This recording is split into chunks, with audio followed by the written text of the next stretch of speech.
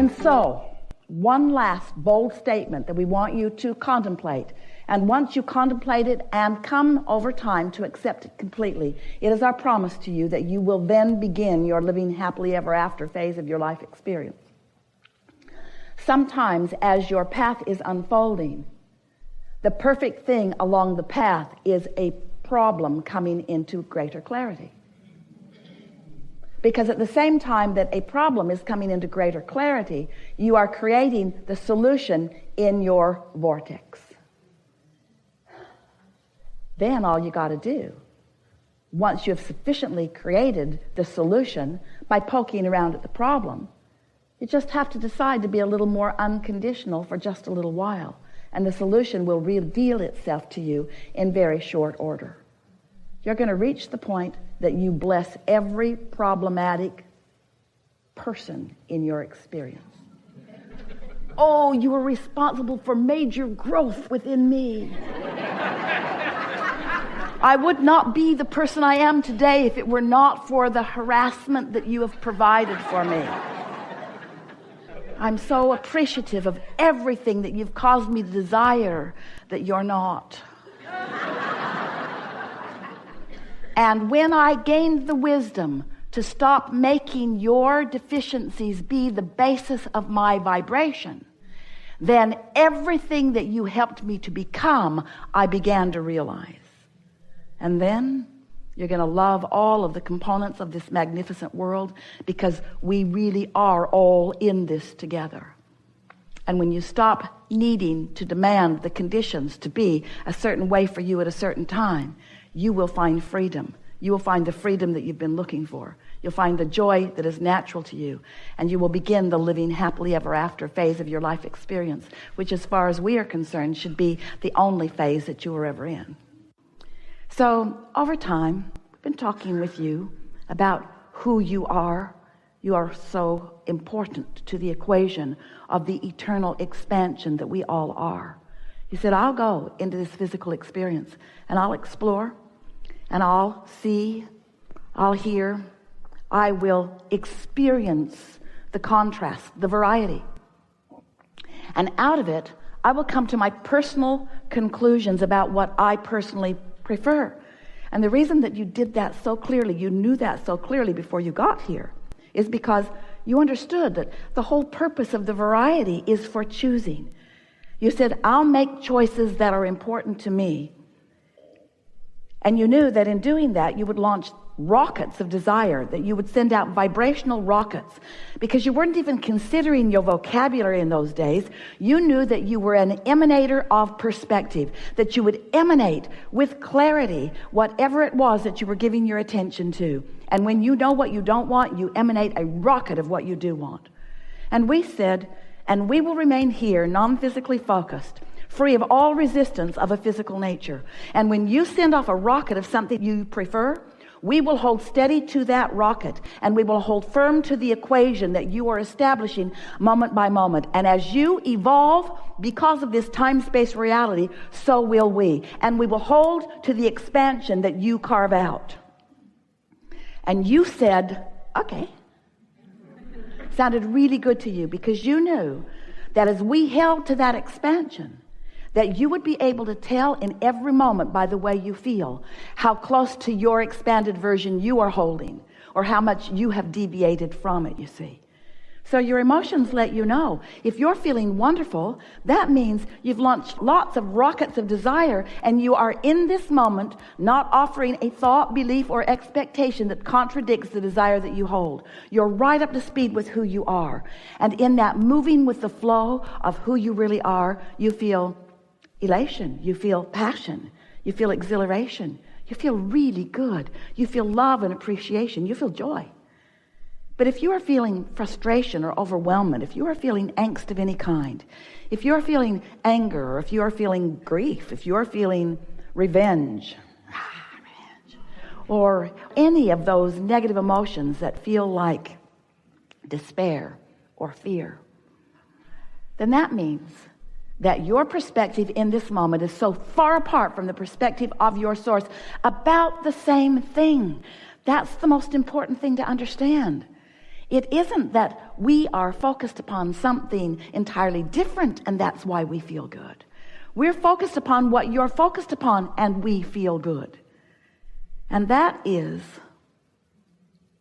no matter how you try to figure it out, what unconditional love really is. We maintain our alignment with that which is love, regardless of the condition. Now Esther wants to say, well, Abraham, if you were in the condition where I am, you might be feeling differently. And we say, do not argue for your conditional limitations. If you will distract yourself from the condition that is causing you the separation from all that you are, from all that we are, from that which is life, from that which is love, from that which is source, if you'll just cut that out, you'll feel good. In other words, it's like the cork is bobbing up there on the surface of the water. You can hold it under the water. That's what negative emotion is. But when you let go of it, when you're distracted from whatever you're doing that's holding it down, it will bob right back to the surface where it belongs. And you are the same. If you're not bobbing, it's because you've got hold of things unnecessarily. You're holding the conditions of those unnecessary things in your thought patterns. And in doing so, you're practicing them because you think a thought for 17 seconds and another thought like it joins it. It doesn't take very much attention to something to get enough momentum going that you can cause what feels like true separation from your life, from your joy, from your clarity, from your abundance, from your well-being, from who you really are. So, cut it out. So, momentum is really a big part of this conversation in the wobble factor. Because if you are launching your rockets of desire, but then you're countering it with, well, I would like more money, but there's not enough. And I would like more money. I would really like more money, but I don't have enough. And I would like more money because I would like to pay my bills. I would like more money, but I don't know hardly anybody that's got enough money. And I would like more money, but the government is so screwy with our money. I would like more money, but the government takes way too much of our money. I would like more money, but my wife is a crazy woman with a credit card. I like more money, but my husband doesn't earn enough money. I would like more money, but my employer won't give me enough money. In other words, you get all this momentum going until you've got quite a wobble going on out here in the conditions that you are examining. And what goes wrong is that then when you think that the way that you get to the place that you want to be is by solving those conditions, what you find out is when the wobble is severe, you can't. The momentum is too great. You can't stop the momentum of those thoughts, those beliefs. A belief is just a thought you've practiced into a very strong vibration. So the beliefs that you've practiced that match your true trajectory or your path of least resistance, those thoughts, those beliefs serve you and feel good when you focus upon them. But those beliefs that contradict your true path or your true trajectory, they don't feel so good. And we're just saying, if you can catch that wobble in the earlier stage, it's really easy to deal with.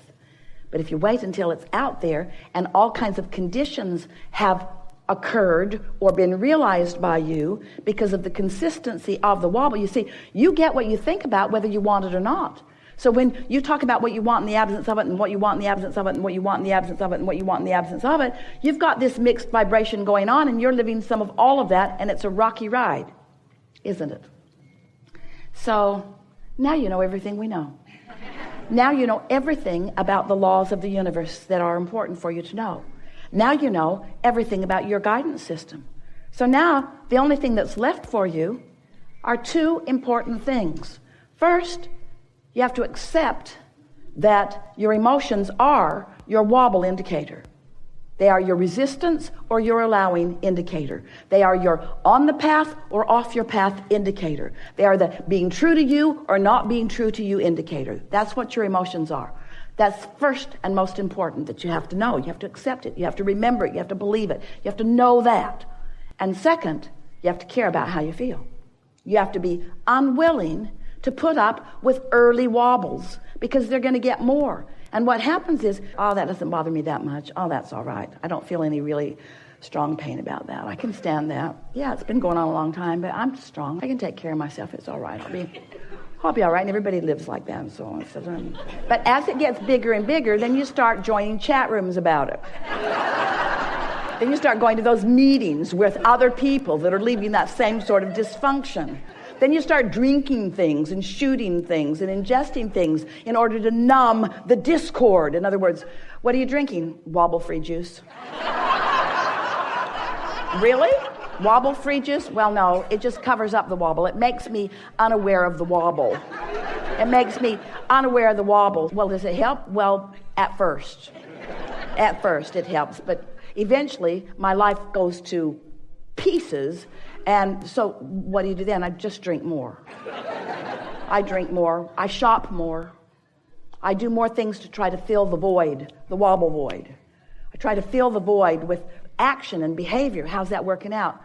Not that well, but I keep believing that eventually I'll find something that will soothe the pain of my disconnect from the source who is me. There's nothing that soothes that.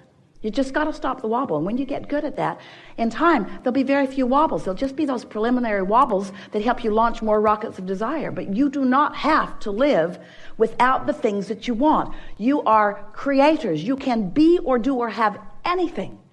The entire universe backs you up. You just can't contradict your own path and feel good. And you know, everything that every one of you want, or has ever wanted, or ever will want, everything that you want, whether it's a relationship or a pile of money or an enterprise or a material object or a circumstance or an event, everything that you want because you believe you will feel better in the having of it. And what we want to show you is that if you can not wait until you're out there in the weeds, in the wobble zone, trying to deal with conditions that have so much momentum that you just get scrambled, so that there are endless books written on parenting. Yeah, you should do that. No, you should do that. No, you should do that. No, you should do that. No, you should do that. No, you should do that. And we say, none of it works if you wait till you get out there, because you're responding to conditions. You're at the bottom of the hill. You're trying to stop the momentum. You're not going to do it. The only thing that works is to get at the beginning of the momentum and to line up with the whole of who you are, and then take the whole of who you are into this conversation, into this situation. So there's lots of ways that we've been saying that to you. Bless your hearts. You've been following us around and listening to all of these rampages for such a long time. We said you create your own reality. Step 1, step 2, step 3, upstream, downstream. You create this vortex, we wrote a whole book about that too, this vortex of creation. There's this vortex of creation, and then we hammered at you, get in the vortex, get in the vortex, get in the vortex, get in the vortex. You said, if only we could get in the vortex. How in the hell do we get in the vortex? Get in the vortex. We said, everything you want is in the vortex, in the vortex, in the vortex. And then you said, I get it. All my money's in the vortex, but I want to get it out of the vortex and into the bank. How do I get it out of the vortex and into the bank? So then we began talking to you about your grid, about this, where you stand right now, your point of attraction, this atmosphere where you are vibrationally, this atmosphere that you must achieve vibrational alignment with what's in your vortex. And when you do, when there's no resistance, seamlessly what's in your vortex will move into your reality. Jerry called it years ago, turning thoughts to things. Turning those thoughts to things. How do the things that are in the vortex, how do those desires and goals and wishes, how do they become reality? You have to achieve a vibrational frequency that allows you to realize them, you see. That's how thoughts turn to things. And so now, we're giving you the big piece of it. Now you'll get it. Now you'll get it. If you listen back, there isn't anything that we've ever said to you that doesn't fit perfectly with what we're saying to you right here and now. It's just more clarification of the same thing. You are source energy in a physical body, and you have a trajectory. And when you line up with that trajectory, when you dovetail with it, when you add to it, when you are in vibrational sync with it, you feel so wonderful. Sometimes people say, oh, it worries me. Abraham's trying to get me to be really selfish, and everybody else too. And if everybody's selfish, won't they do bad things to each other? And we say, no one ever does anything unkind to another when they are in vibrational sync with who they are. It is not a possible thing. Those people that are acting out and hurting others are hurting themselves in a very big way. You just don't know it. They've got split energy. They're responding to conditions. They feel out of control. They got a big time wobble going. They don't know what else to do. But you do. You do. We have enjoyed this interaction immensely.